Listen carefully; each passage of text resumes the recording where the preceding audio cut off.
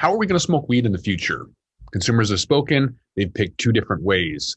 We're going to take a look at a report about the future of smoking cannabis already being determined, and the cannabis consumers have spoken.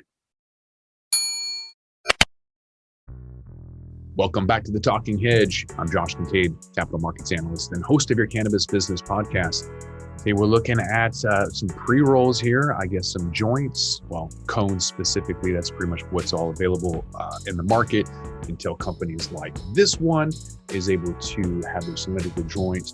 That is Roll Pros, Washington-based company that has cylindrical joints. Finally, better draw than a cone shape in my opinion. So really excited to see them come on the market. In the meantime, looking at pre-rolls generating 20% year over year sales, looking like that's the way to go. So we reported earlier that it's based about price and convenience. That's kind of what purchasing decisions are, whether it's cannabis or otherwise. So taking a look at, this specific product with pre-rolls, people don't want the trays, the grinders, the papers, the fillers, the rolling machine, or even a bong. And that's not even talking about concentrates. When you have a $300 dab rig, that's even above and beyond what people want to do with even a little roller. So people want grab and go, they want convenience. I think that's really kind of the avenue where cannabis is going to be going. And people are willing to spend a couple extra bucks.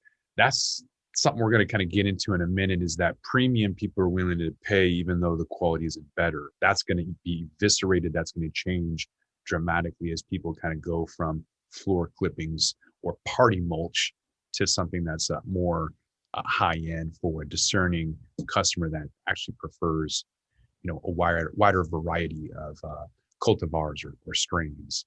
So this trend is coming from two different data points coming about as people kind of want to change their consumer preferences. So they obviously don't want the hassle of rolling papers, and they want to do as little amount of work as possible. So this article from cannabis.net is saying that the recent trend is because people prefer that they have it done for them, even if they have to pay a little bit more, or they want to do as little work as possible. I think that's probably pretty accurate for most other things.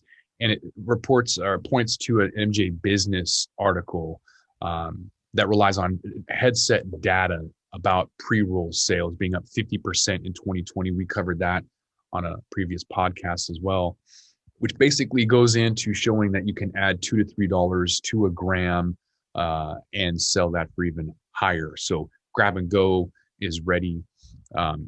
In Washington State, at least, the average demographic for pre-rolls, white women 50 and older, soccer moms, grab and go. They don't want to carry anything, dab rigs, bongs. They don't want to roll anything. They just want to light it and go with nothing left behind, no evidence, if you will. I think that's going to change dramatically. I think with the proliferation of automation, whether you like that or not, I agree that hand rolled is a premium for a reason. It's generally better. However, for the masses, machines that are coming on board are rolling pretty good options that provide for a really good experience, in my opinion. Much better than a cone shape, which is a novelty, which is why tobacco hasn't taken on that shape. The draw is a better shape. So it looks like the other trend, there's dry herb vaporizers also trending, looking like some added benefits. It's discreet, still not accepted everywhere. Arizona, rather, doesn't sell a lot of pre-rolls. They sell a lot of vape pens. They're just a lot more conservative in Arizona and don't want to look like a stoner, apparently. But there's health benefits, obviously, as well, that come with dry herbalizers. And so, joints and herbalizers are trending. So a lot of people kind of cut back on smoking from the pandemic. They were afraid that they were going to catch the Rona a little bit easier. Maybe that's the trend towards not combusting. There was already a trend towards vaping before.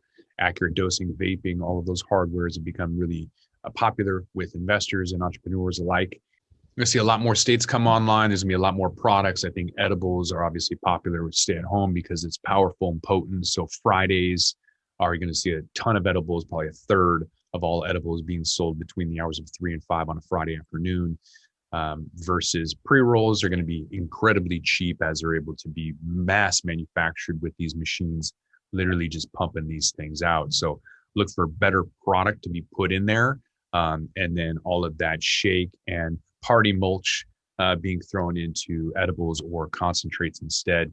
Not going to smoke that garbage anymore now that you're able to mass manufacture high quality pre-rolls. So looking forward to that. Come back to the Talking Hedge to find out more. With that, we're going to roll this one up. I am Josh Kincaid. This is the Talking Hedge. Don't forget to like, share, and subscribe, or don't, and I'm out. Don't forget to smash that like button on your way out and check out these other videos that we've got.